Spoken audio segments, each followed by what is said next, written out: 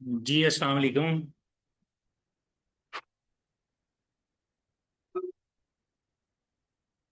जी वालेकुम अस्सलाम। शुरू करें या इंतज़ार करना है अभी लोगों का? जी मैं ग्रुप में भाई मैसेज दे देता हूँ कि क्लास का टाइम हो गया है, उस्ताद मोहतरम आ चुके हैं।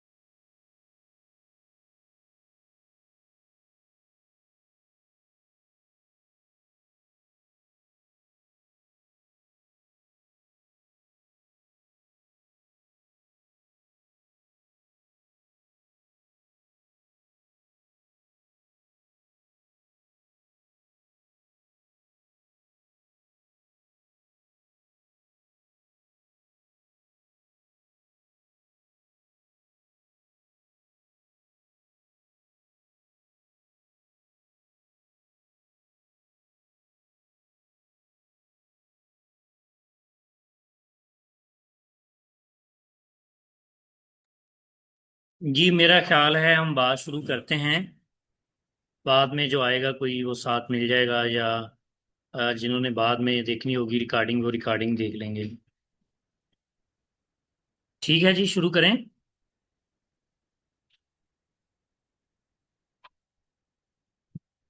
अभी देखिएगा कि आवाज़ ठीक आ रही है।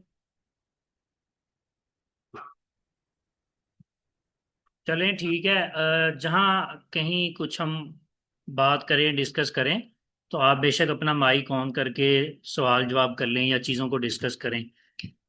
अच्छा, मैंने ये सोचा था कि आज जो ना हम फिर से एक मर्तबा दोबारा से अकाउंटिंग की इफादियत या उसकी ज़रूरत क्यों पेश आती है, प्रॉपर अकाउंटिंग की, उसको डिस्कस कर लें।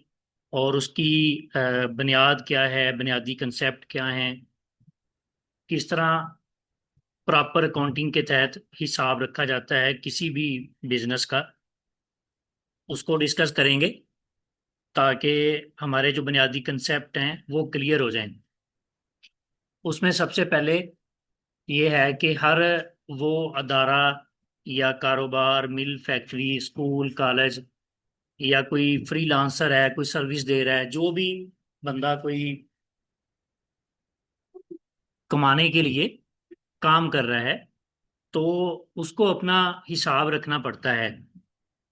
एक आम देसी तरीका जैसे चलता है दुकानों पे, या आम तौर पे घरों में भी हम अपने बाज़ दफ़ा खर्चों का, या किसी से लेने हो, किसी को देने हो, तो उनका हिसाब लिख लेते हैं अपने पास। एक ये सिंपल तरीका होता है कि अगर किसी को देने तो सिंपल लिख लिया कि फलां के मैंने इतने पैसे देने हैं, और अगर किसी से लेने हैं तो सिंपल लिख लिया कि फलां से मैंने इतने पैसे लेने हैं। इसको सिंगल एंट्री तरीका भी कहते हैं। लेकिन जो हमारी प्रॉपर अकाउंटिंग होती है,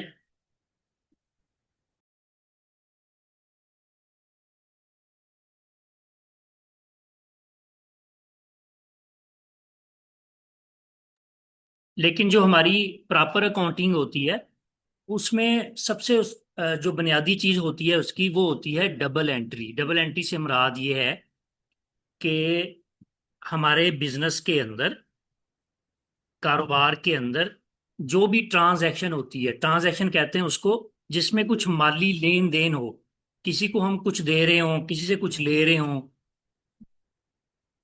जिसमें पैसा इन्वॉल्व होता है, उसको ट्रांजैक्शन कहते हैं। जैसे एक मिसाल है कि किसी मिल, फैक्ट्री, दफ्तर, शॉप पे कोई कस्टमर आता है, वो आके जस्ट डिस्कशन करता है या रेट्स लेके चला जाता है चीज़ों के या सर्विस के, तो ये ट्रांजैक्शन नहीं है। जब वो हमसे कुछ परचेज करेगा तो तब ट्रांजैक्शन होगी, बेशक वो पैसे उसी वक्त दे दे या बाद में दे दे, तो उस वक्त ट्रांजैक्शन होगी। ऐसे ही हम अगर किसी से, अगर हम बिजनेस करते हैं तो स्टॉक सेल करते हैं, तो वो हम किसी से परचेज करते हैं, तो जब हम परचेज कर लेंगे, चाहे कैश उसी वक्त दे दें या बाद में दें, उधार पे हो या नेट कैश पे हो, तो वो जो है ट्रांजैक्शन कहलाएगी। तो प्रॉपर अकाउंटिंग सॉफ्टवेयर के अंदर या निज़ाम के अंदर जो हर ट्रांजैक्शन है वो दो जगहों पे रिकॉर्ड होती है, दो खातों में उसको रिकॉर्ड किया जाता है। और उसके लिए फिर डेबिट और क्रेडिट के रूल्स जो हैं उनको समझना ज़रूरी होता है। उसके तहत हर खाते के अंदर एक ही ट्रांजैक्शन को दो खातों में, डिफरेंट खातों में लिखा जाता है। जैसे कि मैं आपको मिसाल देता हूं कि हमारी शॉप है या बिजनेस है, तो हमसे कोई जब खरीदेगा कुछ भी, तो अब हमने उस ट्रांजैक्शन को रिकॉर्ड करना होगा, तो हम उसको दो जगहों पे रिकॉर्ड करेंगे। उसकी पहली मिसाल मैं आपको देता हूं कि कस्टमर हमारे पास आया और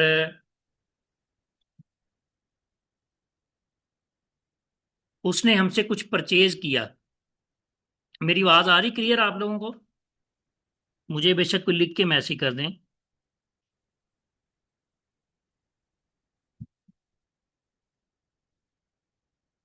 अच्छा, उसने हमसे कुछ परचेज किया कस्टमर ने, तो अब ये ट्रांजैक्शन होगी। इसको हमने दो खातों में या दो अकाउंट्स के अंदर या दो बुक्स के अंदर कह लें कि लिखना होगा, रिकॉर्ड करना होगा। अच्छा, इसमें होता क्या है कि एक खाता जो है हमारी सेल हुई है, हमने कुछ सेल किया है, तो एक खाता जो है सेल का, उसमें लिखा जाएगा कि हमारी इतनी अमाउंट की सेल हो गई। यानी 500 रुपये, हम फर्ज कर लेते हैं कि 500 रुपये का कुछ हमने बेचा, तो सेल के खाते में लिखेंगे 500 रुपये की सेल हुई। अब जब सेल हुई है तो इसके इवज हमने कैश ले लिया, तो हमारे पास कोई चीज आ गई, कैश आ गया, सेल हो गई, तो हम एक दूसरा हमारा अकाउंट होगा कैश का, या कैश इन हैंड भी कहते हैं उसको, या पेटी कैश कहते हैं। तो कैश का एक खाता होगा, उसके अंदर जाकर भी हमने उसको दर्ज करना होगा। यानी सेल इनवाइस नंबर एक, हमारी एक इनवाइस बनी है सेल की, सेल हो गया हमारा स्टॉक 500 रुपये में, और 500 रुपये हमारे पास आ गए, वो हम कैश बुक जो है उसके अंदर हम उसको रिकॉर्ड करेंगे। तो ये होती है डबल एंट्री।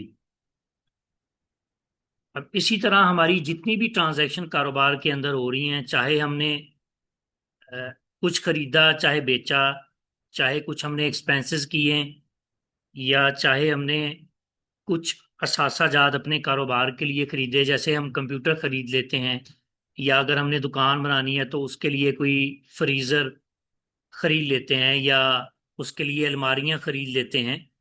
तो ये सारी ट्रांजैक्शंस हैं। इस तरह जो भी हमारे कारोबार के अंदर ट्रांजैक्शंस होंगी, उनको हमने दो जगहों पर ही रिकॉर्ड करना होगा। इसको कहते हैं डबल एंट्री।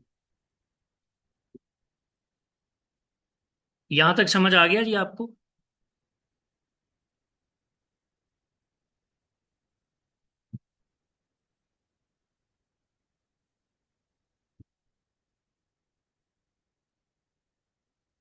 यानी यहां तक हमने ये समझा कि एक आम तरीका है, यानी हमने कुछ बेचा तो लिख दिया 500 रुपये का इतना बेचा। लेकिन एक तरीका ये है कि हमने जब कुछ बेचा है तो सेल्स का हमारा जो खाता है उसके अंदर भी लिखेंगे कि हमारी इतनी सेल हो गई।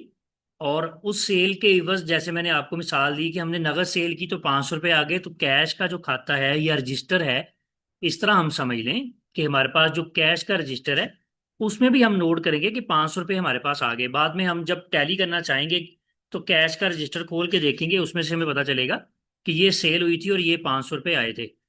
अब इसमें बहुत और जगहों पे हमने पेमेंट भी करनी होगी, तो जब पेमेंट करेंगे तो वो भी हम कैश से अगर पेमेंट कर रहे होंगे तो जहां पेमेंट की होगी, जैसे कोई हमने बिजली का बिल अदा कर दिया, तो हमारे पास एक अखराजात का रजिस्टर, एक अखराजात का अकाउंट या खाता होगा। उसके अंदर हम लिखेंगे कि हमने बिजली का फलां महीने का इतना बिल अदा कर दिया। मिसाल 200 रुपये हमने बिल अदा कर दिया, तो अब हम कैश का जो खाता है उसमें जाके फिर लिखेंगे कि हमने 200 रुपये कैश जो है उसके जरिए बिजली का बिल अदा कर दिया। और अगर हमने सेल उधार की हो तो फिर हमारे पास एक कस्टमर्स का खाता होगा, उसमें कस्टमर के नेम का एक पेज हम बना लेंगे रजिस्टर में या खाते में। उसमें हम उस कस्टमर का नाम लिखेंगे, यानी अब्दुल्ला।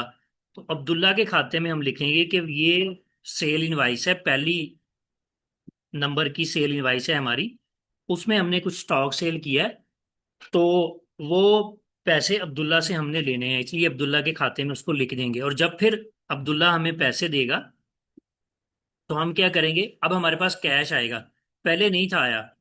पहले हमने क्या किया, सेल के खाते में लिखा और अब्दुल्ला के खाते में लिख दिया कि इससे 500 लेने हैं, सेल के खाते में लिख दिया कि 500 रुपये की हमारी जो है वो सेल हो चुकी है।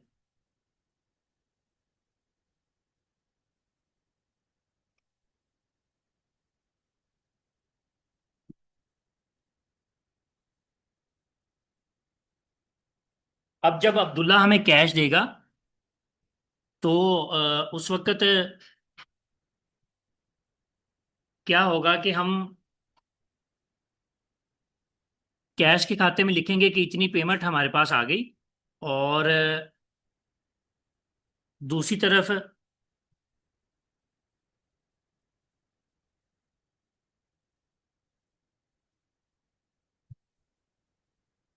अच्छा प्रैक्टिस भी कर लेंगे।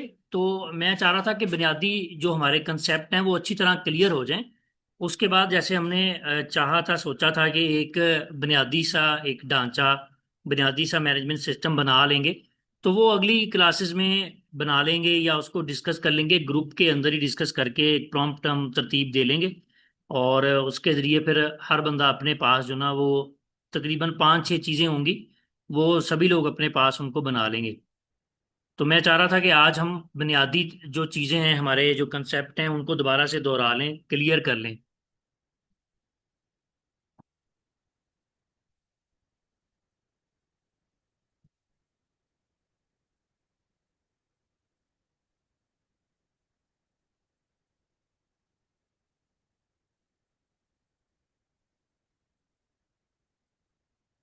अच्छा चलें आगे बढ़ते हैं। तो ये जो हमने ट्रांजैक्शंस करनी होगी ना पूरे बिजनेस की, उसके लिए हमारे पास 5 तरह के ही कह लें कि रजिस्टर्ड होंगे, जिनके अंदर हमने मुख्तलिफ अकाउंट्स ओपन करते जाएंगे और उनके अंदर अपनी जितनी भी ट्रांजैक्शन है हर दो खातों में हम उनको लिखते जाएंगे। वो 5 खाते क्या हैं, उनको बिजनेस के 5 एलिमेंट्स भी कहते हैं। तो मैं आप स्क्रीन अपनी शेयर करता हूँ, तो फिर हम अपना देखते हैं कि वो 5 खाते कौन से हैं।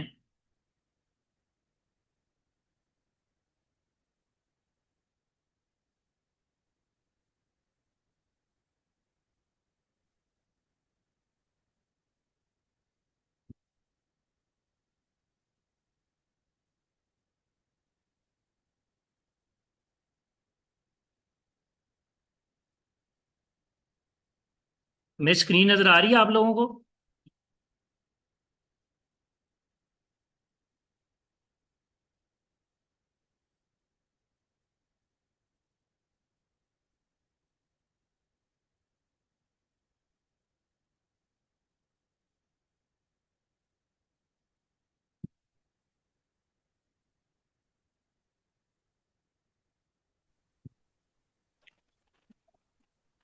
अच्छा, यहाँ पे अच्छा ये देखिए, ये हमारे पास हमारे पूरे बिजनेस के अंदर जितनी भी ट्रांजैक्शंस होंगी उनके लिए हमने 5 रजिस्टर कह लें कि रखे होंगे अपने पास। अगर हम एक कंसेप्ट अपने जेन में मैनुअली वर्क का लेके चलें तो उसमें 5 तरह के हमारे पास रजिस्टर होंगे।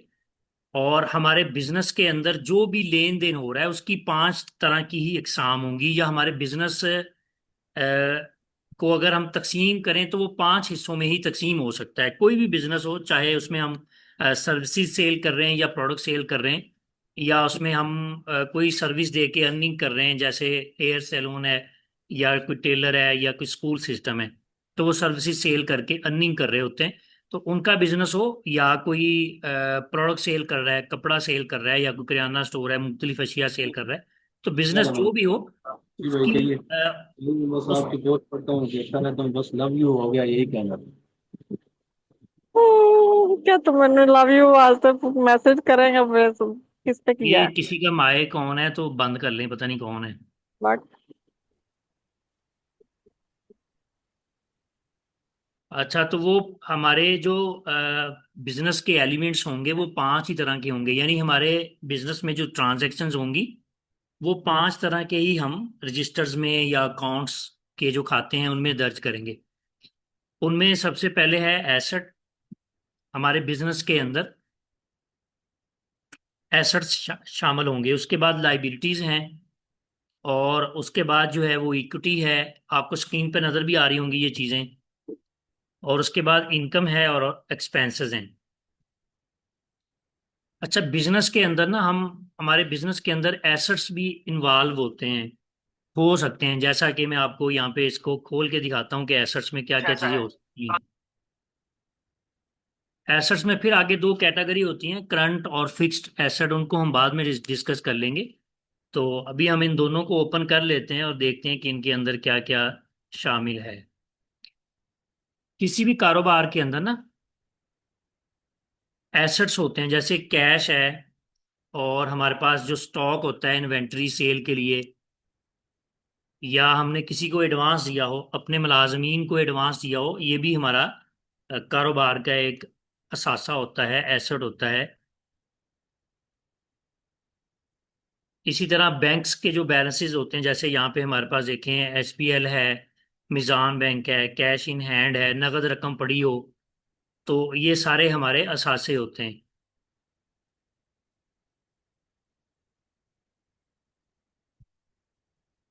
अकाउंट रिसीवेबल है। अकाउंट रिसीवेबल से मुराद होता है कि हमने जब स्टॉक उधार पे सेल किया होता है, तो जिन लोगों को सेल किया होता है वो अकाउंट रिसीवेबल के रजिस्टर के अंदर हम उनके नाम से एक सफ़ा बना के उनके अकाउंट के अंदर, उनके खाते के अंदर हमने ट्रांजैक्शन को लिखा होता है। तो ये समझ आ गई पहले। हमारे कोई भी बिजनेस हो उसके अंदर एसेट्स होते हैं, बिजनेस के असासा जात होते हैं। उसमें कैश इन हैंड होता है, इन्वेंट्री होती है। फिक्स्ड एसेट में अगर देखा जाए तो उसमें व्हीकल्स हैं, इलेक्ट्रिक अप्लाइंसेस होती हैं, और गाड़ियां होती हैं। कारोबार के अंदर जो भी फर्नीचर है, कंप्यूटर है, लैपटॉप है, एसेट्स वो चीज़ें होंगी जिनकी मुद्दत जो है वो 1 साल से ज़्यादा हो, जिनकी लाइफ जो है वो 1 साल से ज़्यादा हो, उन चीज़ों को हम एसेट कहते हैं। बिजनेस के अंदर हम जो भी खर्चा करते हैं, पैसे यहाँ पे भी कहीं पे भी खर्च करते हैं, तो उसमें हम 2 तरह से ही खर्च करते हैं। या तो हम उसको एक्सपेंस आउट करते हैं, हम खर्चा कर देते हैं जिसका बेनिफिट या जिसकी मुद्दत जो है वो 1 साल से कम होती है। जैसे बिजली का बिल हम अदा कर दें, या हम पेट्रोल खरीदते हैं कहीं आने जाने के लिए, अपना सामान कहीं भिजवाने के लिए, कहीं से मंगवाने के लिए, तो या बिजली का बिल अदा कर दिया, या हमने दुकान का किराया अदा किया, तो ये सारे एक्सपेंस होंगे। कैश इनमें खर्च होगा या हम अपने बैंक से पे करेंगे। उसके बाद ये है कि हम अपने बिजनेस के लिए कंप्यूटर, लैपटॉप, अलमारियां या कोई भी ऐसी चीज़ है उसको खरीदते हैं, फर्नीचर खरीदते हैं, या ऑफिस टेबल है वो खरीद लिया, या हमने बिल्डिंग बनाई। तो ये सारी चीज़ें जिनकी लाइफ 1 साल से ज़्यादा होगी, इनकी जब हम खरीदारी करेंगे तो हमारे पास जो एसेट की, जैसे ये वाला रजिस्टर है हमारे पास एसेट का। अब इसके अंदर आगे हमने मुख्तलिफ फिर पेजेस बनाए होंगे। जैसे यहाँ पे देखें, फिक्स एसेट का एक पोर्शन हमने मुक्त किया होगा, मुख्तस के इसके अंदर हमने फिक्स्ड एसेट को लिखना है। उसमें एक पेज हमने बना लिया कंपनी व्हीकल्स का। जब भी कंपनी की व्हीकल्स खरीदेंगे तो इस पेज के अंदर जाके हम लिखेंगे। और इसी तरह इलेक्ट्रिक अप्लायंसेज हैं, एसी ले लिया हमने अपने दफ्तर के लिए, दुकान के लिए, मिल फैक्ट्री के लिए, फ्रिज ले ली। जैसे कोई मेडिकल स्टोर वाला है, उनको फ्रिज खरीदनी पड़ती है, तो वो जब लिखेगा तो वो एसेट्स की बुक उठाएगा, उसके अंदर जाके देखेगा कि मैंने इलेक्ट्रिक अप्लायंसेस के लिए कौन सा सफ़ा मुख्तस किया हुआ है, उसके अंदर वो लिखेगा। और जैसे हमने कहा था कि डबल एंट्री होनी है, दूसरी तरफ क्या करेगा कि दूसरी तरफ उसने कैश या बैंक पे किया होगा, बैंक से पे किया होगा, तो उसमें भी जाके वो रिकॉर्ड करेगा। अच्छा, कैश और बैंक ये भी एसेट के अंदर ही आ रहे हैं। तो इसमें क्या होगा, एक एसेट बढ़ बढ़ जाएगा, एक एसेट कम होगा। एसेट से ही यानी हमने दूसरा एसेट परचेज कर लिया। तो इस तरह, तो अब इसके अंदर अगर कोई वो परचेज करता है, कोई अपने लिए फर्नीचर या गाड़ी परचेज करता है, तो ये फिक्स्ड एसेट का जो उसने एक हिस्सा अपने रजिस्टर के अंदर मुख्तस किया होगा, उसके अंदर जाके वो एक पेज नया बना लेगा। जैसे अभी मैं आपको यहाँ पे बना के भी दिखा देता हूँ कि ये हमारा वो पोर्शन है हमारे एसेट्स के रजिस्टर के अंदर। जैसे ये हमारा एसेट का रजिस्टर पड़ा हुआ है, इसके अंदर हमारे पास एक पोर्शन है फिक्स्ड एसेट, जहाँ पे हमने लिखने हैं, रिकॉर्ड करने हैं। तो उसके अंदर पहले से हमारे पास कंपनी व्हीकल है, इलेक्ट्रिक अप्लायंसेज है। अभी हम कहते हैं कि हमने फर्नीचर खरीदना है, उसके लिए एक नया पेज बना लेंगे। जब भी फर्नीचर खरीदेंगे तो उस पर हम उसको रिकॉर्ड करेंगे।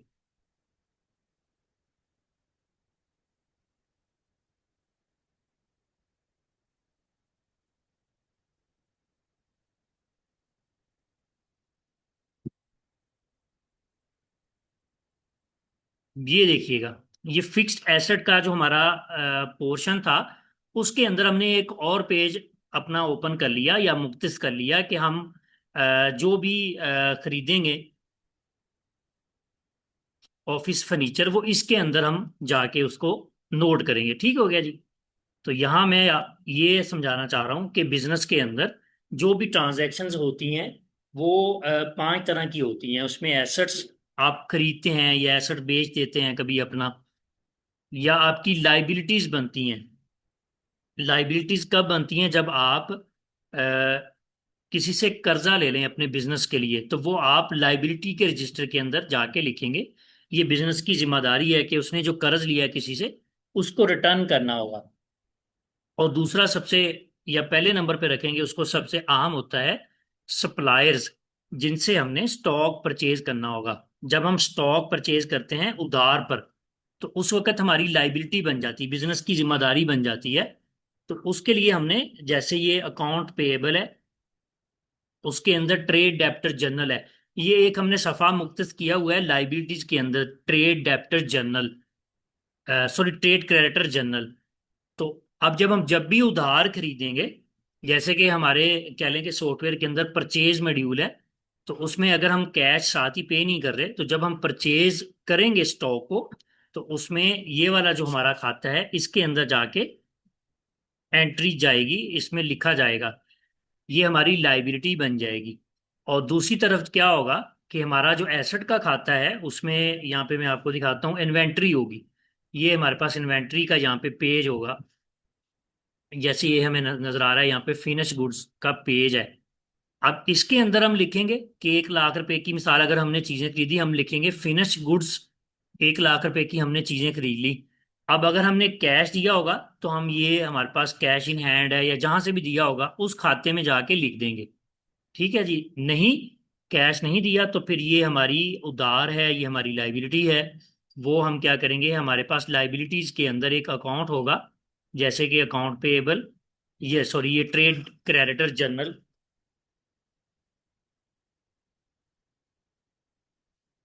1 मिनट रुकिएगा जरा, मैं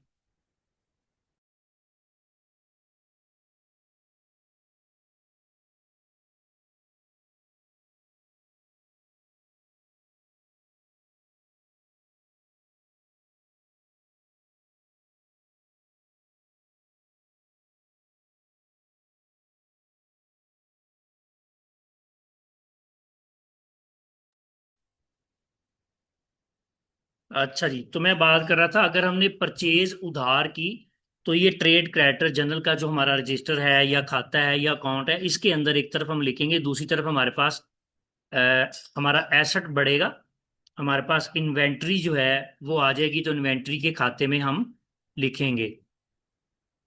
ठीक हो गया जी। ये हमारी लाइबिलिटीज हैं बिजनेस के अंदर। जब हम कर्ज लेंगे किसी से या उधार पे स्टॉक लेंगे, तो वो लाइबिलिटीज के खाते में एक तरफ लिखा जाएगा, दूसरी तरफ क्योंकि हम मुमकिन है किसी से कर्ज लिया तो बैंक में अमाउंट आ गई, तो बैंक में लिखेंगे उसको, बैंक के खाते में। जैसे मैं आपको यहाँ पे एसेट्स में दिखाता हूँ कि हमारे पास कैश एंड बैंक है। किसी से हमने कर्ज लिया, उसने हमें क्या किया कि मिजान बैंक के अंदर 1 लाख रुपए ट्रांसफर कर दिए, तो हम मिजान बैंक में लिखेंगे। मिजान बैंक की जो बुक होगी हमारे पास रिकॉर्ड रखने के लिए बनाई हुई,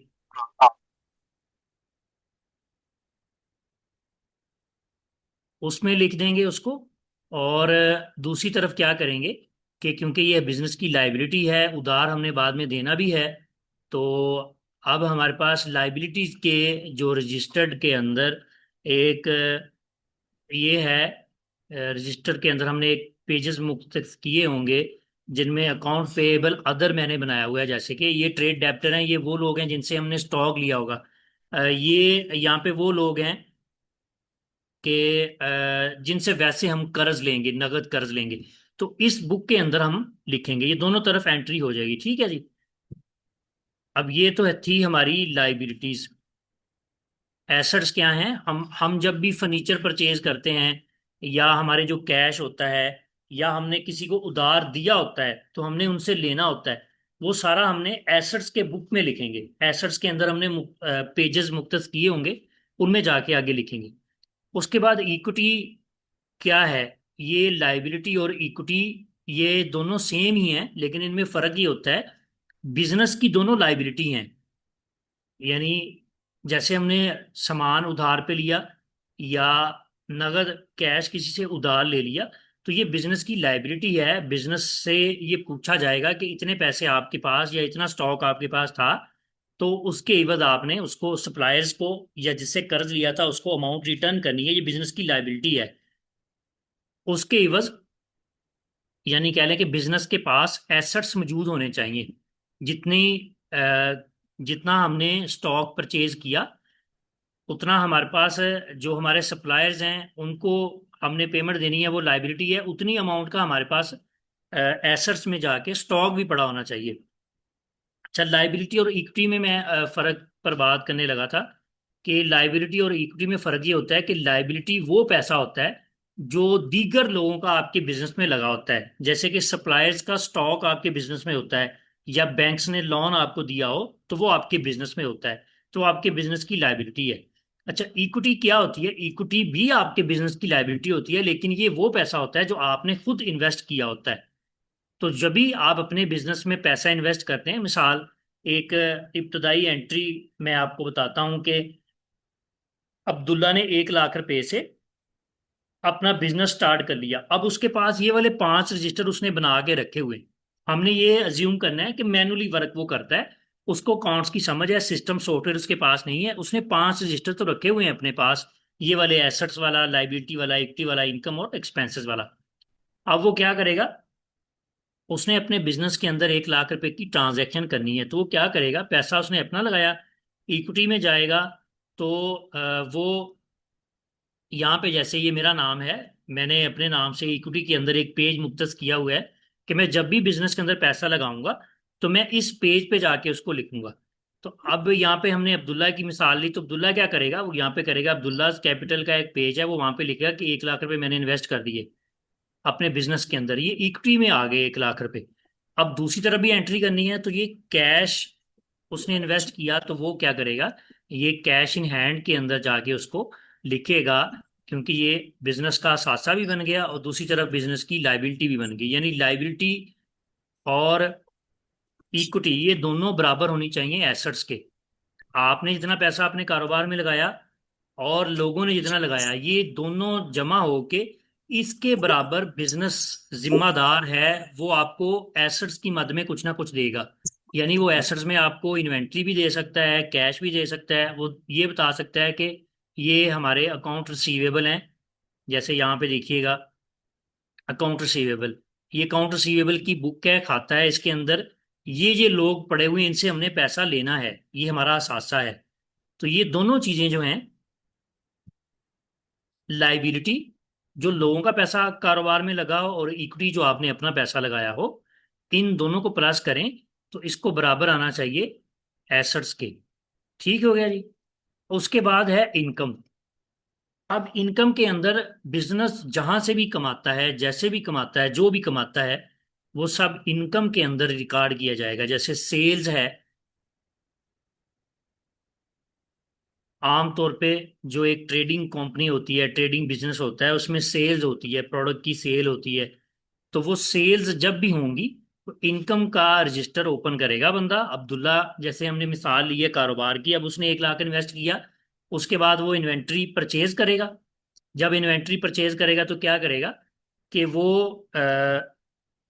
अपने पास इन्वेंट्री के खाते में लिखेगा कि मैंने इतनी इन्वेंट्री परचेज कर ली, और कैश को या बैंक को कम कर देगा। या अगर वो कैश नहीं पे कर रहा तो उसकी लाइबिलिटी बन रही है, लाइबिलिटी के रजिस्टर में जाके वो लिखेगा कि मैंने, मिसाल है कि फरीद से या अदील से, जिससे जो भी मेरा सप्लायर है, उससे मैंने इतने का स्टॉक परचेज कर लिया, वो यहाँ पे लिख लेगा। तो उसके बाद उसने सेल करना है, तो जब वो सेल करेगा तो उसने इनकम के रजिस्टर के अंदर जाके अपनी सेल्स के लिए जो पेज उसने मुख्तस किया होगा उसके ऊपर वो लिखेगा कि इतनी मैंने सेल कर दी। अब इसके एवज क्या होगा, उसके पास कैश आएगा, तो वो उसको कैश में लिखेगा। यानी सेल जब भी होगी, एक तरफ इनकम के अंदर अमाउंट को दर्ज किया जाएगा इनकम के खाते में, सेल के पेज पे, और दूसरी तरफ एसेट्स में जाएगा। वो एसेट्स में कैश भी हो सकता है, बैंक में भी बैलेंस आ सकता है। मतलब एक बंदे ने परचेज की, उसने अमाउंट हमें बैंक में सेंड कर दी, हम बैंक बैंक में लिखेंगे उसको। या अगर उसने हमें कैश भी नहीं दिया, बैंक में भी नहीं भेजा, तो फिर हमारे पास ये वाला खाता होगा अकाउंट रिसीवेबल का, जिसने हमसे उधार में सामान लिया, उसको हम अकाउंट रिसीवेबल की बुक में या अकाउंट रिसीवेबल के जो पेजेस हैं उन पे जाके उसको लिख देंगे।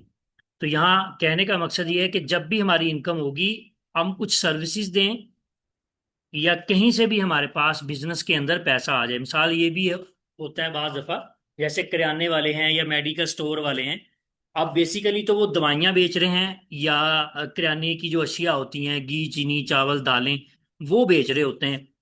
अब उसको जब भी वो सेल करेंगे तो वो इनकम के खाते में, सेल्स के सफ़े पे जाके, सेल्स के अकाउंट में जाके, सेल के खाते में जाके उनको दर्ज करेंगे।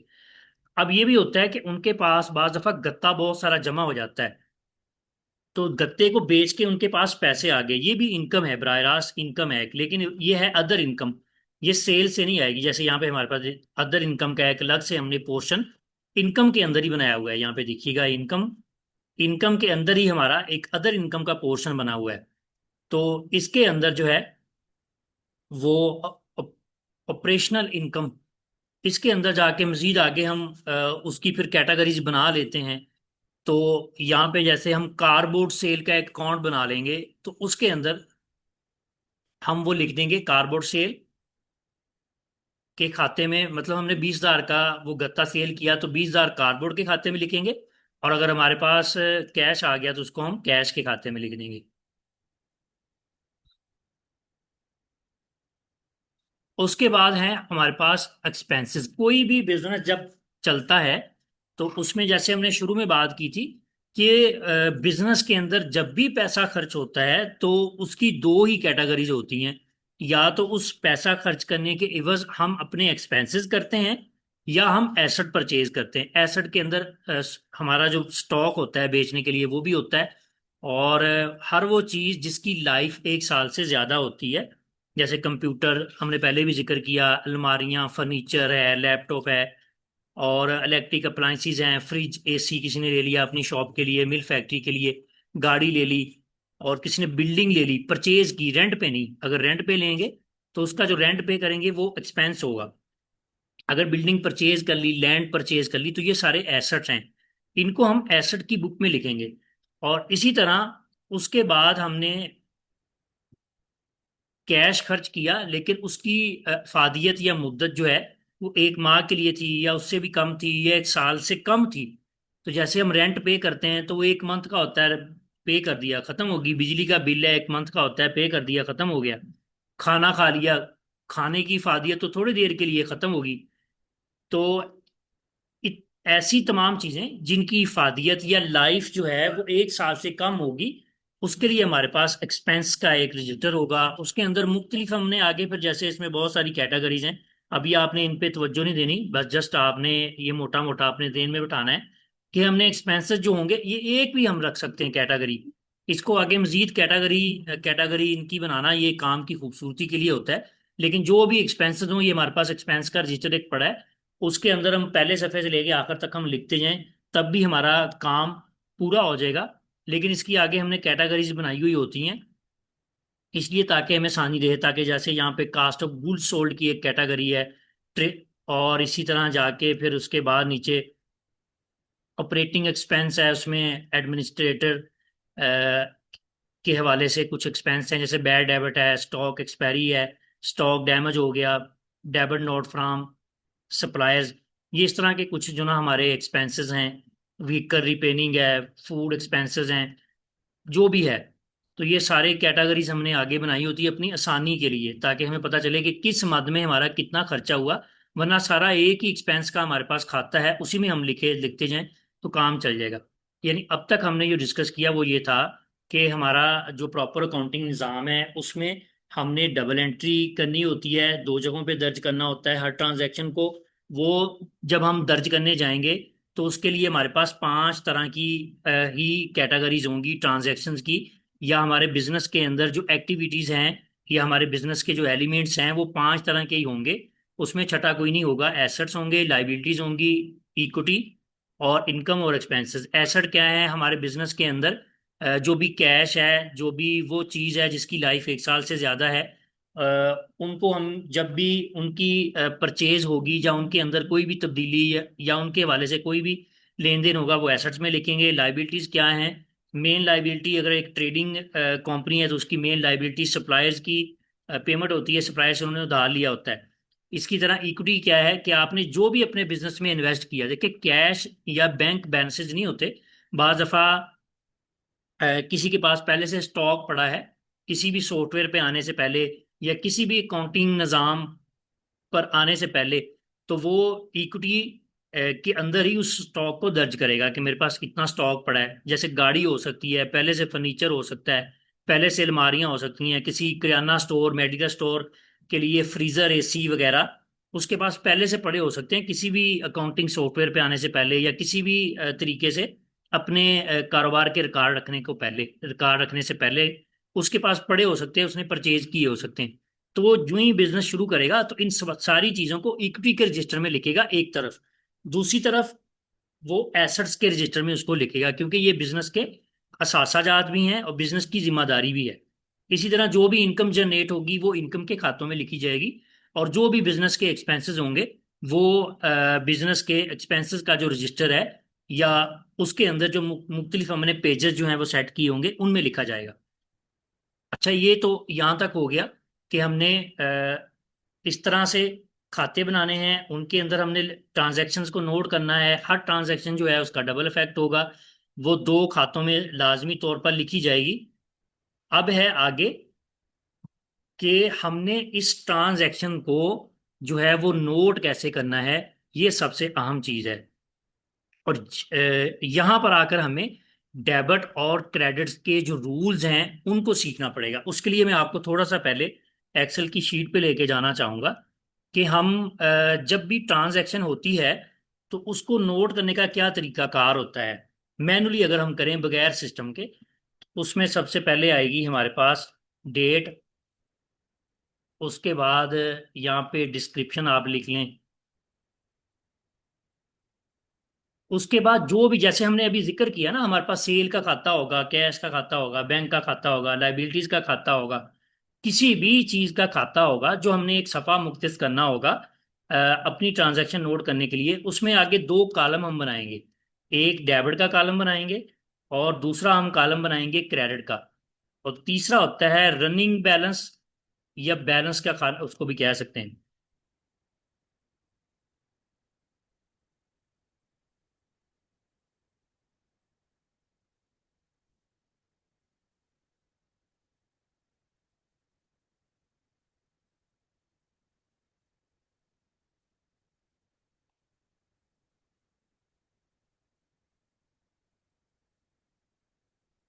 अच्छा, जैसे हमने जिक्र किया था, अभी मेरा ख्याल है कि 10:40 हो गए हैं, 11 बजे तक ही हमने जारी रखना है। और ये सबसे अहम पोर्शन है। अगर पहली चीज़ों को आप समझ लें कि हमने प्रॉपर काउंटिंग के अंदर ट्रांजैक्शंस को रिकॉर्ड करना होता है। हर ट्रांजैक्शन डबल उसका इफेक्ट होता है, दो खातों में लिखी जाती है। अब उसके लिखने का जो असूल है, ये सबसे अहम है। इसको समझ लेना ही सारी अकाउंट्स है। इसको अगर आप प्रॉपर तरीके से मैनेज कर लेंगे, तो इसी की बुनियाद पे आगे जाके सारी अकाउंट्स की जितनी भी रिपोर्ट्स बननी है, जो भी कुछ होना है, वो इसी की बुनियाद पे होना है। अब हमने ये तो समझ लिया कि ट्रांजैक्शन, हर ट्रांजैक्शन दो खातों में नोट होगी। लेकिन खातों में नोट करते वक्त, जैसे कि हमने जिक्र किया, हमारे पास जो रजिस्टर होंगे, खाते होंगे या अकाउंट्स होंगे, उनमें दो कॉलम्स होंगे। जैसे एक ये हमारे पास डेबिट का कॉलम है और एक ये क्रेडिट का कॉलम है। जब एक खाते में हमने ट्रांजैक्शन को लिखना होगा, तो अमाउंट को या तो हम डेबिट में लिखेंगे या क्रेडिट में लिखेंगे, और इसी की बेस पे आगे जाके रनिंग बैलेंस बन रहा होगा। ठीक है जी, यहां तक बात समझ आई? फिर आगे चलते हैं हम, मुझे जरा बताइएगा, कोई मुश्किल तो नहीं लग रहा?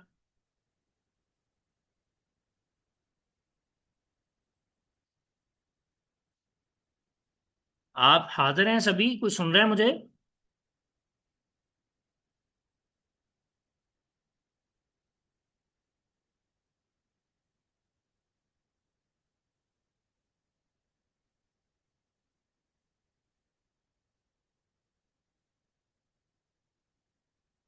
जी भाई, आ रही है, थोड़ी थोड़ी समझ आ रही है।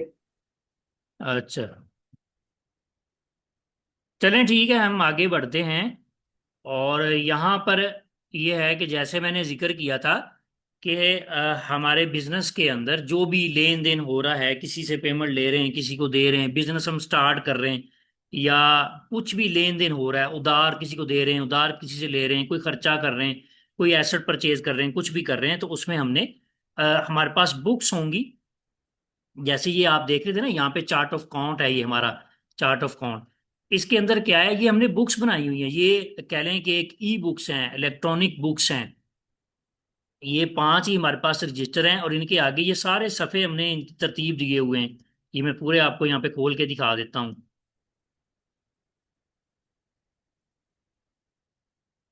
ये सारे आगे हमने इसमें सफ़े तरतीब दिए हुए, अगर हम इनको सबको क्लोज कर दें, तो ये पांच हमारे पास रजिस्टर हैं, पांच खाते हैं।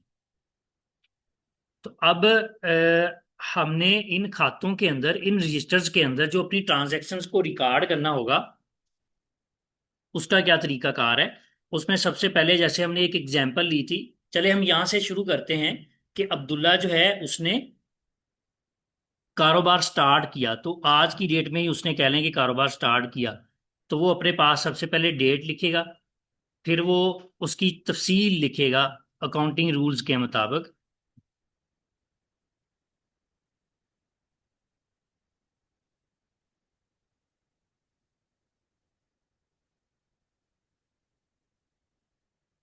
वो कह रहा है कि स्टार्ट बिजनेस विद कैश।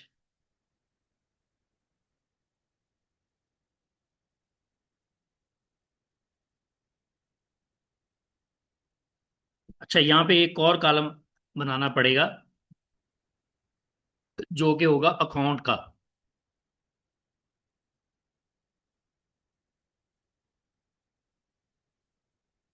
अच्छा, अब यहाँ पे ये तो नरेशन है।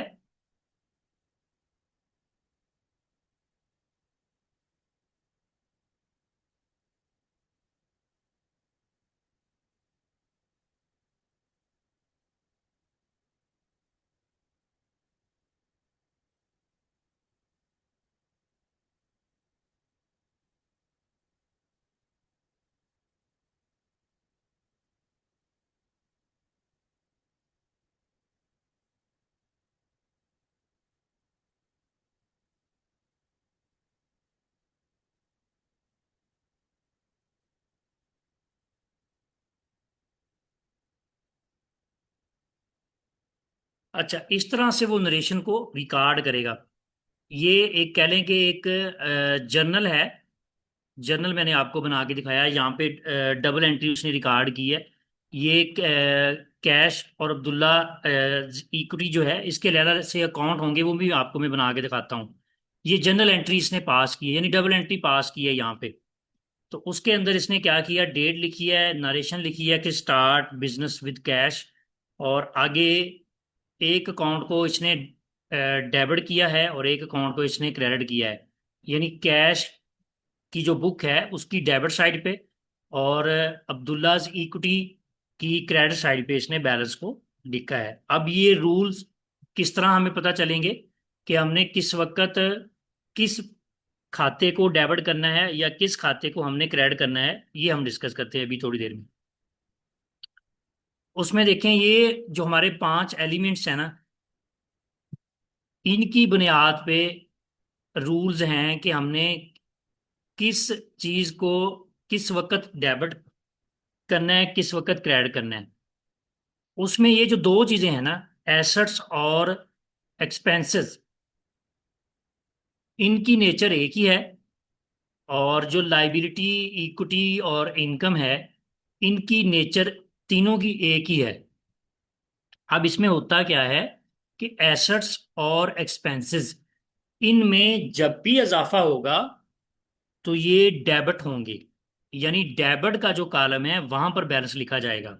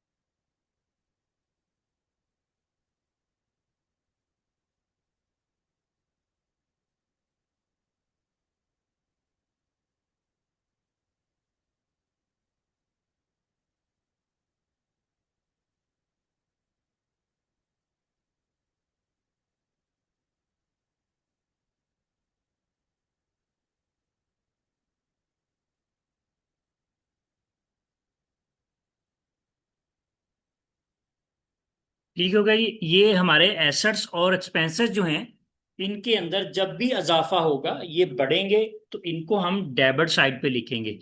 और इसके अगेंस्ट जब इनके अंदर कमी होगी, तो फिर हम क्या करेंगे, इनको हम क्रेडिट साइड पे लिखेंगे। क्रेडिट साइड से मुराद किया कि हमारे पास एक ही हमारी जो बुक है, जैसे मैंने बना लिया एक फॉर्म है, यहाँ से हम एंट्री करते हैं, ठीक है जी। ये आगे हमने बुक्स बना ली हैं जो सिर्फ कैश बुक है, इसमें सिर्फ कैश के मतलब जो हमारी एंट्रीज होंगी वो आएंगी। ये हमारा अब्दुल्ला इक्विटी का अकाउंट या खाता या पेज है, इसमें अब्दुल्ला इक्विटी के मतलब जो भी ट्रांजैक्शन होगी वो इसमें रिकॉर्ड होगी, इसी के मतलब जो है वो इसमें रिकॉर्ड होगी। और कैश के मतलब जितनी भी एंट्रीज हैं वो इसी में रिकॉर्ड होंगी। तो अब हमारे पास जो एसेट्स हैं, इनके अंदर जब इजाफा होगा तो इसको हम क्या करेंगे, डेबिट का जो कॉलम है, डेबिट जो साइड है, इस उसमें दर्ज करेंगे जितनी भी अमाउंट जब इजाफा हो रहा होगा, और जब कमी होगी तो फिर क्रेडिट साइड में दर्ज करेंगे। इसी तरह हमारे पास जो लाइबिलिटीज हैं, इक्विटी है और इनकम है, जब इनके अंदर इजाफा होगा तो इनको हम क्रेडिट साइड पे, जैसे ये वाली देखें, इक्विटी में इजाफा हुआ, इक्विटी या इन्वेस्टमेंट या कैपिटल आप समझ लें कि कैपिटल, यहाँ पे मैं लिख भी कैपिटल ही देता हूँ ताकि समझने में आसानी रहे। अब्दुल्लाज कैपिटल, अब्दुल्ला का कैपिटल क्या हुआ, कारोबार में 1 लाख रुपए आ गए, अब्दुल्ला का कैपिटल जो है वो बढ़ गया, तो इसको हमने क्रेडिट साइड पे लिखा। और दूसरी तरफ हमारे पास क्या हुआ, कैश आ गया, कैश बढ़ गया, तो उसको हमने कैश की बुक में डेबिट साइड पे लिखा। अब इसमें ये भी रूल होता है कि आपने जब भी एंट्री करनी है उसमें एक अकाउंट, जैसे कैश का अकाउंट जो है वो डेबिट हो रहा है, और दूसरी तरफ कैपिटल्स का जो अकाउंट है वो क्रेडिट हो रहा है। ये हर एंट्री का रूल है। ये बराबर अमाउंट से ही दो खातों को, एक खाते को डेबिट होना है, दूसरे खाते को जाके क्रेडिट होना है। जैसा कि यहाँ पे हमारे पास जो फॉर्म है उसमें हमने एक जनरल एंट्री जो पास की हुई है, इसमें भी देखिएगा इसमें रनिंग बैलेंस नहीं आएगा यहाँ पे। इसमें हमने ट्रांजैक्शन लिखी, डबल एंट्री लिख दी। हमने क्या कहा कि हमारे पास कैश बढ़ गया, उसको डेबिट में लिख दिया। उधर जो है हमारे पास अब्दुल्लाज कैपिटल का जो अकाउंट था उसमें भी अमाउंट आ गई, वो बढ़ गया, उसको हमने क्रेडिट कर दिया।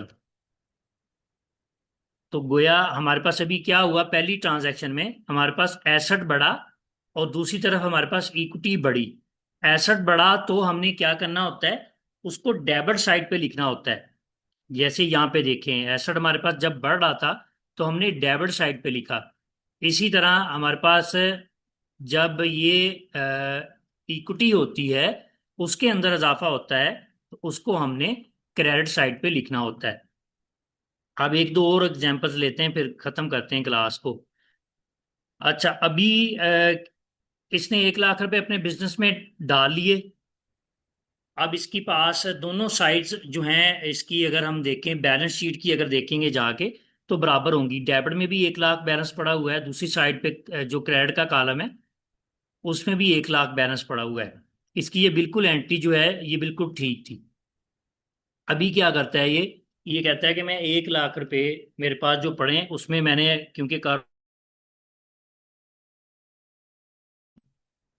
और कैश पर ही कर लेता हूँ। चले हम सिंपल रखते हैं पहले एग्जाम्पल को, बाद में हम उधार वाला सिलसिला भी देख लेंगे।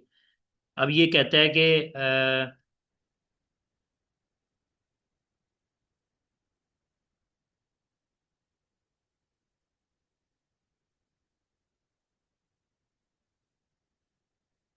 सेम ही डेट को इसने जो है इन्वेंट्री परचेज की। अब जैसे कि हमने डिसाइड किया या पढ़ा था या डिस्कस किया था कि हर जो ट्रांजैक्शन है उसने दो खातों को मुतासर करना होगा, उसको दो जगहों पे लिखना होगा। तो अब इसने क्या किया, इन्वेंट्री परचेज की है, तो ये इसके पास जो इन्वेंट्री का खाता होगा उसमें भी ये दर्ज करेगा। और इन्वेंट्री को हम देखेंगे कि इन्वेंट्री हमारे पास कहाँ पे आती है। इन्वेंट्री क्या है, इन्वेंट्री हमारा एसेट है। ये यहाँ पे देखिएगा, मैं आपको इसलिए सामने चीज़ें दिखा रहा हूँ ताकि आपको समझने में आसानी रहे। इन्वेंट्री हमारा करंट एसेट होता है। ये देखें, ये हमारी एसेट्स की जो बुक है या एसेट्स की जो हमारी कैटेगरी है, इन्वेंट्री उसी में आ रही है। अब क्या है कि इन्वेंट्री हमने परचेज की, हमारे पास इन्वेंट्री आ गई, इन्वेंट्री बढ़ गई। तो एसेट जब बढ़ रहा है तो वो डेबिट साइड पे हम उसको लिखेंगे। ये कहता है कि मैंने 20,000 रुपये का इन्वेंट्री परचेज कर ली। अब वो कहता है कि मैंने कैश से ही की है, तो दूसरी तरफ कैश का जो खाता है उसमें जाके 20,000 से उसको क्रेडिट करेंगे।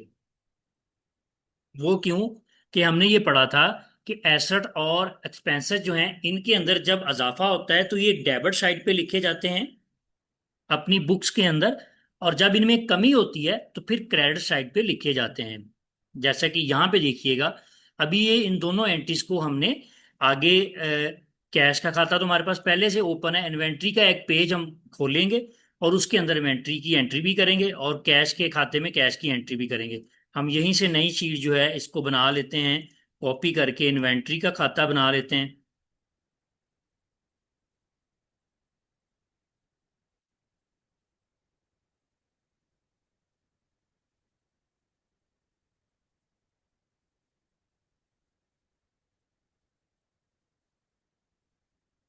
इन्वेंट्री के खाते में डेबिट साइड पे लिखा जाएगा।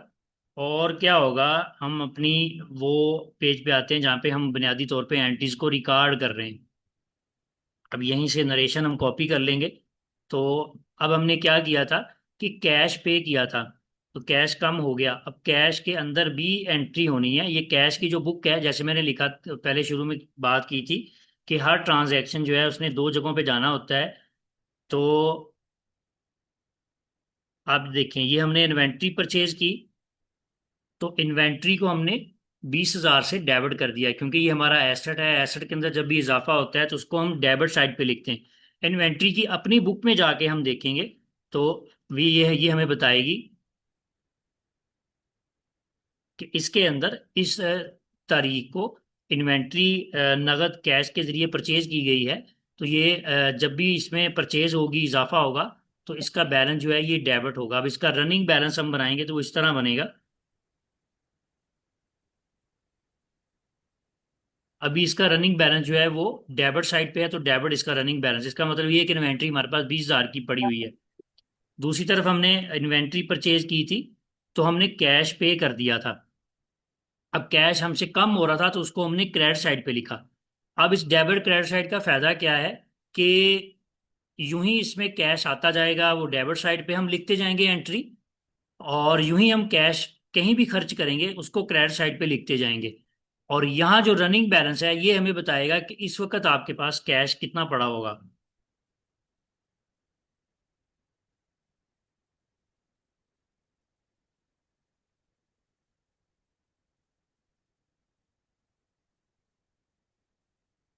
इस तरह रनिंग बैलेंस को हम कैलकुलेट करते हैं। तो अभी ये देखें, ये हमें बता रहा है कि आपके पास 80,000 रुपये पड़े हुए हैं। नेक्स्ट हम कहते हैं कुछ भी हम हमारे पास कैश आ गया, जैसे हम कहते हैं कि हमने इसी इन्वेंट्री में से इन्वेंट्री को हमने सेल आउट कर दिया। तो हमने कह लें कि 1,000 रुपये का स्टॉक सेल किया, हमारे पास कैश आ गया, यूं ही कैश यहाँ पे डेबिट में लिखेंगे, ये देखें रनिंग बैलेंस बढ़ गया, 81,000 रुपये हो गए। और दूसरी तरफ हमारे पास सेल्स का खाता होगा एक, हम इसी को कॉपी करके एक सेल्स का खाता बना लेते हैं।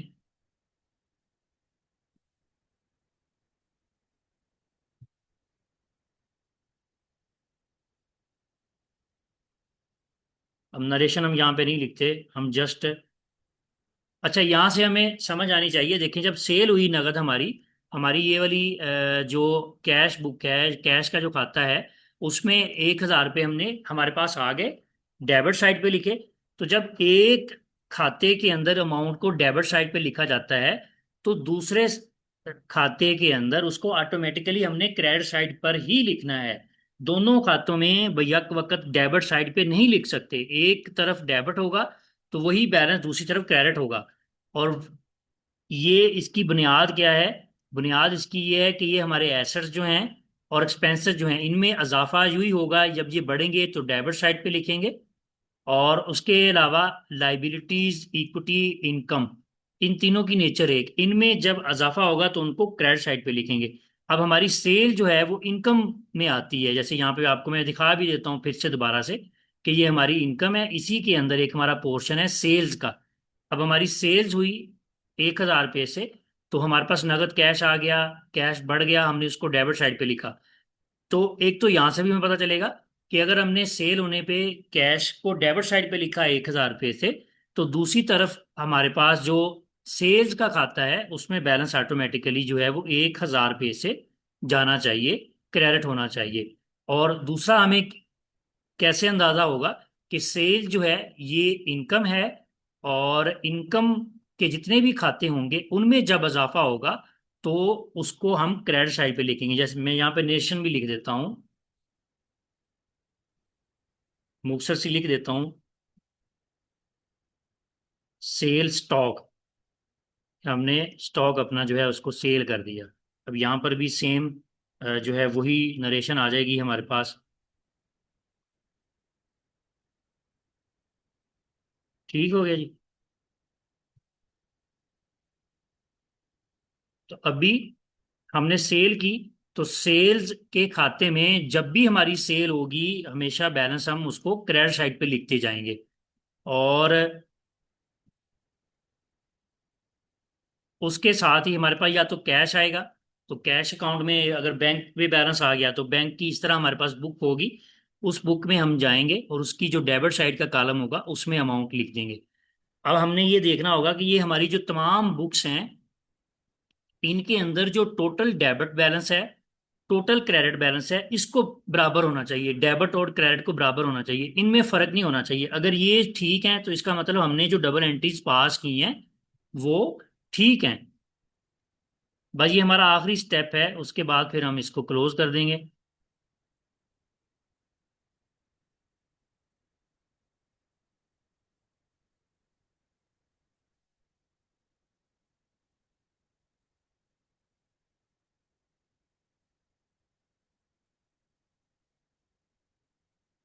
अच्छा यहाँ पे हमने देखना है कि हमारे पास जितनी भी बुक्स हैं, एक इन्वेंट्री की है, और इसी तरह कैश की है, और इसी तरह हमारे पास कैपिटल है, और इसी तरह हमारे पास ये सेल्स की बुक है। तो इन तमाम के अंदर जो भी बैलेंस डेबिट साइड पे पड़ा होगा और जहां जहां भी क्रेडिट साइड पे पड़ा होगा, इन सबको बराबर होना चाहिए। हम देख लेते हैं डेबिट साइड वाले। ये हमारे पास इन्वेंट्री है, तो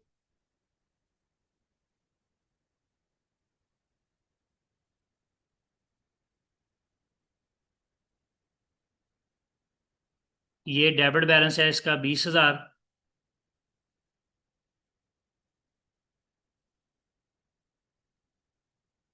उसके पास हमारे पास 1,01,000 रुपये डेबिट बैलेंस कैश बुक में है। तो ये हो गया 1,21,000 रुपये।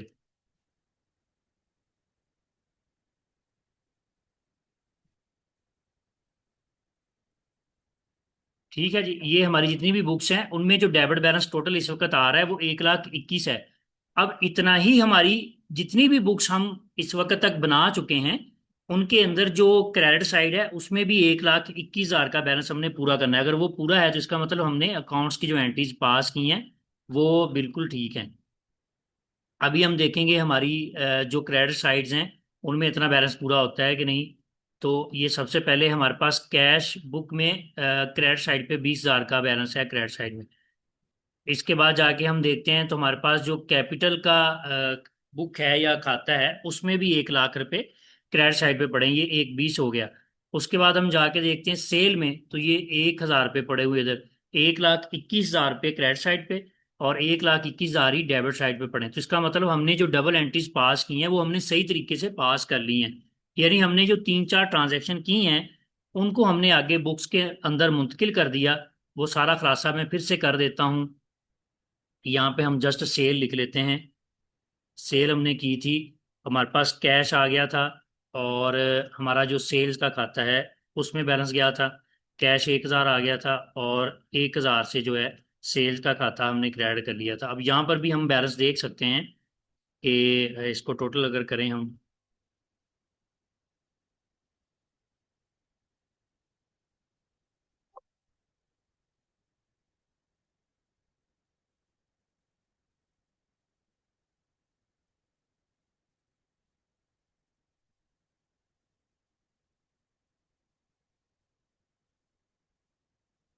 यहाँ पर भी देखिएगा हमारी जो डेबिट और क्रेडिट की साइड्स हैं ये दोनों इक्वल हैं। अच्छा, ये हमने एक फॉर्म हमने बनाया था, यहाँ पे हमने पहले ट्रांजैक्शंस को नोट किया, फिर आगे हमने उनकी बुक्स के अंदर मुंतकिल कर दिया। यानी हमारे पास इस वक्त 1, 2, 3, 4 बुक्स हैं या 4 कह लें अकाउंट्स हैं, 4 खाते हैं। हमने ये हमारे पास कितनी ट्रांजैक्शन हुई हैं, 1, 2, 3, 3 ट्रांजैक्शन हुई हैं अभी तक हमारे कारोबार में। हमने कारोबार शुरू किया 1,00,000 रुपए से। उस वक्त हमने क्या किया, कैश बुक में हमने जो है वो कैश को लिखा डेबिट साइड पे, और इसी तरह हमारे पास जो अब्दुल्लाज कैपिटल की बुक या खाता या पेज था उसकी हमने क्रेडिट साइड पे 1,00,000 रुपए को लिखा।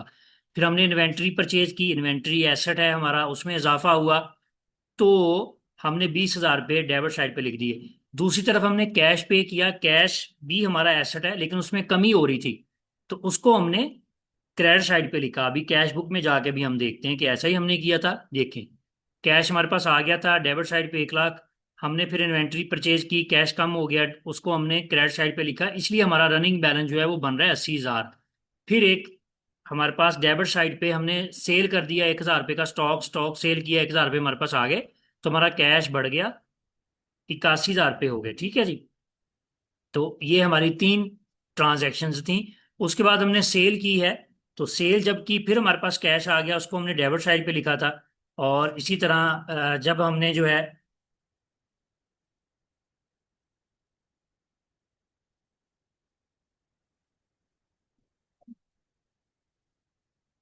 सेल की तो उसके साथ ही हमारे पास सेल्स के अकाउंट में हमने 1,000 रुपये लिख दिए, और दूसरी तरफ कैश में, क्योंकि हमने जब सेल की तो कैश हमारे पास आ गया था।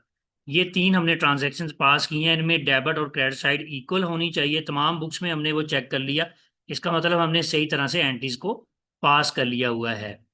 तो अब यानी आज जो हमने पढ़ा वो ये है, उसका खुलासा कर लेते हैं बस 2-4 मिनट में, कि हमने जो भी हमारा बिजनेस होगा उसमें हम जो भी हमारा लेन देन ट्रांजैक्शंस होंगी उनको हमने दो बुक्स के अंदर नोट करना होगा लाजमी तौर पे। और एक ट्रांजैक्शन दो बुक्स में जाएगी, हर बुक में या खाते में या अकाउंट कह लें, उसमें उसकी डेबिट और क्रेडिट साइड होती है। हर ट्रांजैक्शन एक बुक में डेबिट साइड पे लिखी जाएगी, दूसरी बुक में क्रेडिट साइड पे लिखी जाएगी। ठीक हो गया। जो भी ट्रांजैक्शन होगी, अब वो बुक्स हमारे पास किस तरह की होंगी? वो पांच तरह की ही बुक्स होंगी। एसेट्स की बुक होंगी, लाइबिलिटीज की, इक्विटी की, और इनकम की या एक्सपेंसेस की। इसके अलावा कोई हमारी ट्रांजैक्शन की जो नेचर है वो उसकी छठी कोई किस्म नहीं होगी। या तो हमारी ट्रांजैक्शन में एसेट्स की सेल परचेज हो रही होगी, या रेवेन्यू जनरेट हो रहा होगा, या लाइबिलिटीज बन रही होंगी, या हमारे एक्सपेंसेस हो रहे होंगे। इसके अलावा छठी कोई किस्म नहीं होगी हमारे बिजनेस के एलिमेंट्स में। तो यही होंगी, इन्हीं इन्हीं के लिए, इन्हीं के मतलब हमने बुक्स अपने पास जो ना वो बना के रखी होंगी। तो अब डबल एंट्री हमने करनी है, उसके लिए हमने एक तो ये असूल है कि हमारे पास जो बुक्स होंगी उनको हमने इस तरह तरतीब दिया होगा। हर एक का बुक का जो खाता है या अकाउंट है उसके अंदर हमारे पास यही कॉलम होंगे, डेट का, नरेशन या डिस्क्रिप्शन का, एक डेबिट और क्रेडिट, उसके बाद रनिंग बैलेंस। रनिंग बैलेंस क्या है? डेबिट और क्रेडिट का जो डिफरेंस चला आ रहा होगा वही कैलकुलेट करके ये रनिंग बैलेंस बना के आपको दे रहा होगा। और इसमें टोटल डेबिट और टोटल क्रेडिट में जो अमाउंट बड़ी होगी, रनिंग बैलेंस के साथ वही साइन आ रहा होगा। यानी रनिंग बैलेंस या तो कभी क्रेडिट होगा या कभी डेबिट होगा। और वो इसी ऐसे ही होगा कि जो इन दोनों का, दोनों साइड्स का, अब मिसाल यहाँ तक एंट्रीज फिल आउट हो चुकी हैं, तो इन दोनों साइड्स का जो बैलेंस बड़ा होगा, अगर क्रेडिट ज़्यादा होगा तो रनिंग बैलेंस एंड पे यहाँ पे जितना भी होगा उसके साथ क्रेडिट का साइन आएगा। अगर डेबिट ज़्यादा होगा तो डेबिट का साइन आ रहा होगा। तो इस तरह रनिंग बैलेंस इसमें बन रहा होगा। दो साइड्स होंगी तमाम खातों की। और जब भी हम ट्रांजैक्शन को पास करेंगे तो दो बुक्स में जाएंगी, एक में डेबिट साइड पे, दूसरी पे लाजमी तौर पे क्रेडिट साइड में जाएगी। अब हम ये कैसे देखेंगे कि ये जो हम ट्रांजैक्शन रिकॉर्ड करने लगे हैं, एंट्री करने लगे हैं, ये किस बुक में डेबिट होगी, किस में क्रेडिट होगी? तो उसके लिए हम इन पांच एलिमेंट्स का जो है हमारे पास असूल हम जेहन में रखेंगे कि एसेट्स और एक्सपेंसेस इनमें यूं ही इजाफा हो रहा होगा। तो इनकी जो बुक होगी, जैसे इन्वेंट्री एसेट है, इन्वेंट्री की जो बुक है इसमें जब भी इन्वेंट्री में इजाफा होगा डेबिट साइड पे लिखेंगे, जब कमी होगी तो क्रेडिट साइड पे लिखेंगे। अब मिसाल हम अगर हम स्टॉक रिटर्न करते हैं तो हमारे पास 20,000 का स्टॉक हमने खरीदा था, बीच में 5,000 का हमने वापस कर दिया, तो इन्वेंट्री कम होगी तो उसको 5,000 क्रेडिट साइड पे लिखेंगे। और जब चीजें वापस की तो कैश हमारे पास आ गया, कैश बढ़ गया, तो कैश बुक में जाके यहाँ पे हमारी जो कैश बुक है यहाँ पे 5,000 डेबिट साइड पे लिख देंगे। ठीक है जी, ये रूल हमने अपने जेहन में बैठाने, ये सबसे अहम यही है कि एसेट्स और एक्सपेंसेस जो ही बढ़ेंगे डेबिट साइड पे लिखा जाएगा बैलेंस, जैसे ये वाली इनकी डेबिट साइड है। और यूं ही एसेट्स और एक्सपेंसेस के अंदर कमी होगी तो क्रेडिट साइड पे लिखा जाएगा, ये क्रेडिट साइड है इसकी। इसी तरह इक्विटी, लाइबिलिटी और इनकम, इन खातों के अंदर तीन खातों के अंदर जहां पर भी इजाफा होगा, जैसे ये देखिए हमारे पास सेल है, इनकम के अंदर आती है, इसमें इजाफा हुआ तो क्रेडिट साइड पे लिखा। इसी तरह कैपिटल इक्विटी के अंदर आता है, यहाँ पे देखिएगा इक्विटी के अंदर आता है हमारे पास कैपिटल, तो इसमें इजाफा हुआ तो क्रेडिट साइड पे लिखा। इसी तरह जब भी हमारे पास लाइबिलिटी में इजाफा होगा, जैसे अगर हम स्टॉक उधार पे परचेज करते तो हमने यहाँ पे अकाउंट पेएबल का एक बुक बनानी थी और उसकी हमने क्रेडिट साइड पे लिखना था। जैसा कि मैं आपको बताता हूँ, हमने जब इन्वेंट्री परचेज की थी तो हमने कैश पे कर दिया, तो कैश को क्रेडिट किया, कैश की क्रेडिट साइड पे हमने 20,000 रुपये लिखे। दूसरी तरफ इन्वेंट्री की जो बुक थी वो किधर गई, ये पड़ी है, इसमें 20,000 रुपये लिख दिए। अगर हम यहाँ पे कैश ना पे करते तो हमारे पास एक होना था अकाउंट पेएबल का खाता, तो उसके खाते में हमने जाके 20,000 रुपये जो है वो क्रेडिट कर देने थे। तो हमारा जो ट्रांजैक्शन थी वो राइट वे में पास हो जानी थी। तो आज यहीं पे ख़त्म करते हैं, बाकी इंशाल्लाह नेक्स्ट हम ग्रुप में डिस्कशन करेंगे। अब ये जो है मैं आपको जो है वो अगला जो टास्क कह लें या असाइनमेंट जो है वो ये दूंगा कि आपको रिटन फॉर्म में एक इंग्लिश के कह लें कि जुमले के अंदर ट्रांजैक्शंस लिखी हुई मिलेंगी। एक जुमले के अंदर ट्रांजैक्शन लिखी हुई मिलेंगी, आपने हर जुमले के अगेंस्ट जो है वो डबल एंट्री पास करनी होगी। इसी तरह आप एक्सेल में शीट अपने पास बना लेंगे और यहाँ पे अकाउंट नेम बना लेंगे और डेबिट और क्रेडिट साइड बना लेंगे। और फिर आप इसी तरह अपने पास जो ना वो हर जो एक नरेशन आपको लिखी हुई मिलेगी इंग्लिश में या उर्दू में एक जुमले में, जैसे लिखा हुआ मिलेगा कि अब्दुल्ला ने कारोबार शुरू किया 1 लाख रुपए से। तो आपने उसके बाद जो है उसकी डबल एंट्री पास करके बताना होगा कि ये कौन कौन से खातों में बैलेंस जाएगा और किस खाते में डेबिट जाएगा, किस खाते को ये क्रेडिट करेगा। तो ये हम ग्रुप में जो है फिर मैं शेयर कर दूंगा वो एक पूरा क्वेश्चन जिसमें 5 7 10 ट्रांजैक्शंस होंगी। उनको आपने इस तरह उनकी डबल एंट्री पास करनी, जस्ट एक ही आपने फॉर्म बनाना है, इस तरह डबल एंट्री उनकी पास करके दिखानी होगी ताकि आपको पता चले कि चीज़ों की समझ आ गई। अगर वो आपने डबल एंट्रीज पास कर ली और आपको कुछ समझ आना शुरू होगी तो फिर इसका मतलब ये है कि अगला काम आपके लिए आसान हो जाएगा। चलें आज के लिए यहीं तक की, फिर इंशाल्लाह ग्रुप में या नेक्स्ट जब भी क्लास होगी उसमें डिस्कस करेंगे।